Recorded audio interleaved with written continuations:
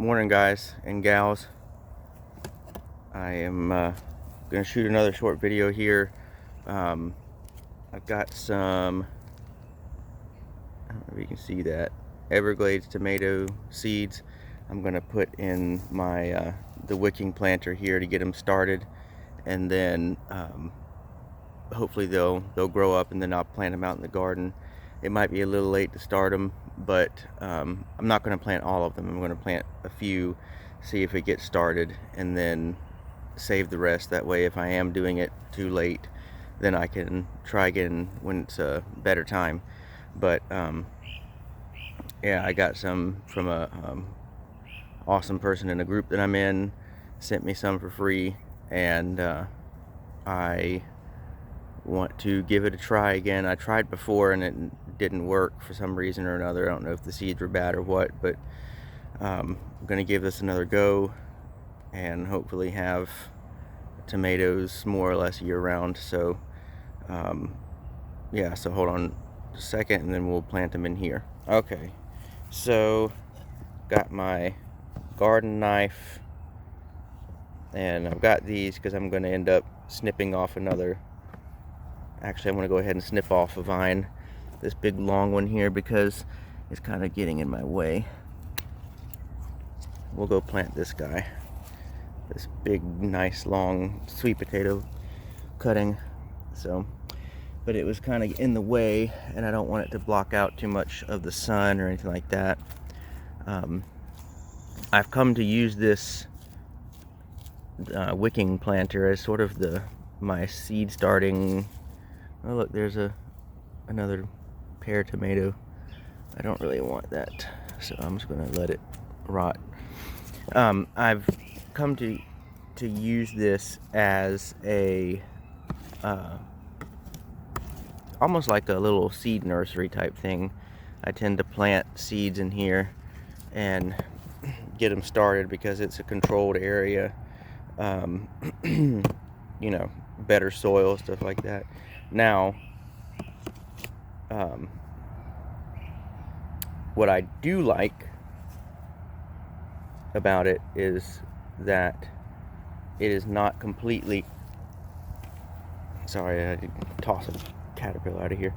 It's not completely in the shade. A lot of times people will start their seeds in the shade, which that's what you're kind of supposed to do if you're going to pre-plant, but I want them to start hardening off. So I will go ahead and put them right in here. This kind of gets partial, like it gets like half the day sun, and then it gets kind of in the shade and dappled sunlight. So I'm going to plant just a little, I think just a little section, maybe run like a little line right here. Don't want it to be too deep because they're really small seeds, and then they'll just get buried and won't be able to find their way up. And like I said, I'm not going to plant all of them because it may be a bad time to plant. So I'm going to plant some now, save the rest. So, but you can see they're itty bitty seeds. So I'll just stick some in here. Hopefully they'll grow. It's like clusters of them. So we'll just cover them over lightly. And there we go. I don't want it to be, I don't want to, you know, pack it down too hard either, because that can cause problems with them finding their way up. But we'll see what happens. I really hope I get some, because I really wanted to try some Everglades tomatoes since they do so well in Florida. I mean, they're actually a native Florida tomato, so I don't know if you can hear my kids in there being crazy. But they're a native Florida, oh, I'm gonna need that. They're a native Florida tomato, so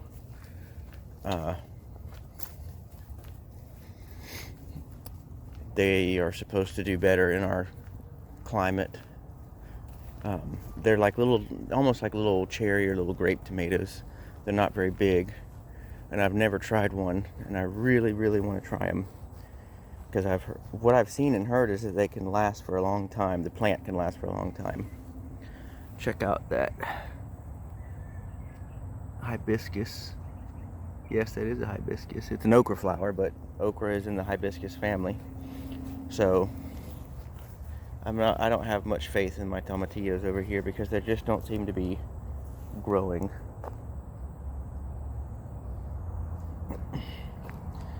But the okra, most of the okra plants are doing well, doing good enough anyways.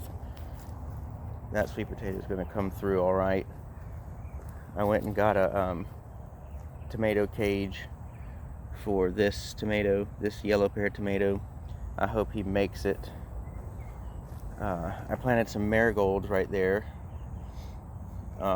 They look kind of sad. It is so dry, and it hasn't been, it's kind of gotten less humid, because we had a little bit of a cool front, so it hasn't been terribly hot, but it's so dry, and the sun just beats on the plants all day, and even plants that like full sun, when it comes to Florida sun, when it just beats on them and beats on them and beats on them, it does get to a point where they start to not be able to handle it.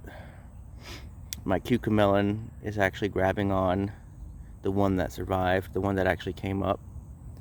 The pickling cucumbers, the little pickled cucumbers, grabbing on. It's actually starting to make flowers, but I think it's just males at this point. The sunflowers are coming up back there. I don't know how long it'll take them to actually make a flower, and I got the cantaloupe over here is flowering, but I think so far it's all been males, so I can't pollinate anything. That cantaloupe is also doing pretty well. This okra here is looking really good. It's gotten big all of a sudden in the past week or two. This okra is not doing so hot, and then those were old seeds though, and then here's this sweet potato vine is taking off. But yeah, this is a Clemson spineless okra, and the seeds that I had for it, they were old. I'd had them for at least a few years, so it's not a surprise that they didn't do as well. So give me just 1 second here. I'm going to set my tripod up, and then I will plant this sweet potato. All right, so here we go. Here's another sweet potato. Let me clip off some of the bottom leaves to give it room to root.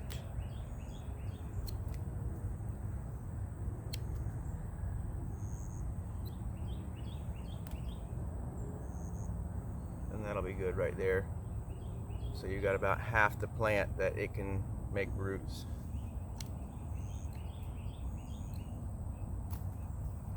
So we'll just stick it in here. But it's been a constant uphill battle with watering.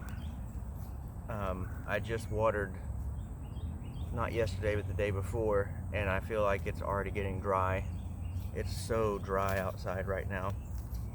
We need rain really bad. We haven't gotten into our normal pattern yet, and we need it really bad. The ground is just so dry, and using a sprinkler just only does so much. And you need some rain. But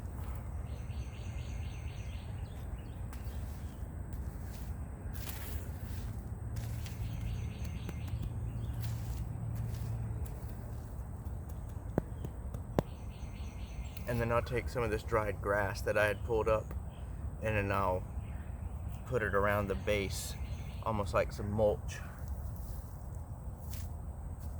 we go. And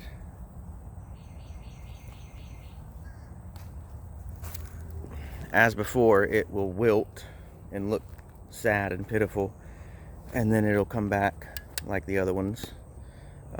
If it doesn't come back, I have more vines to plant, so I'm not really worried about it. My black beans are to the point now where they're dying off, so I'm picking them, and they are pretty much ready to go.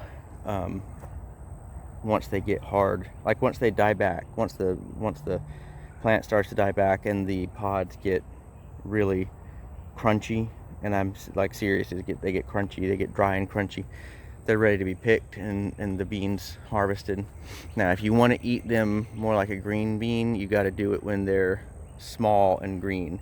Like even this right here is too big. The beans are too big, it's too far gone. They got to be really small. But I do like the beans you get in the grocery store, the dried beans. So just let them die off completely on the vine, pick them, and they're ready to go. They're already dry and hard, and you can either cook them or you can plant them. So far I've just been saving them for planting again.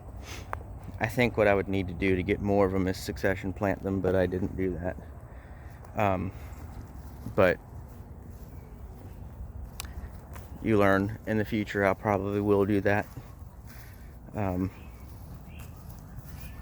Although I would rather have yard-long beans than black beans personally. But either way, black beans are one of those ones that's good just to stick away, you know, for emergency situations, because they last forever once they're dried. But yeah, that's about it. That's all I'm going to do for today. So thanks for watching. I appreciate all the support that I've been getting. If you're new, welcome in. Please give it a like, subscribe to my channel, and hang around, and we'll see where we go. Thanks a lot.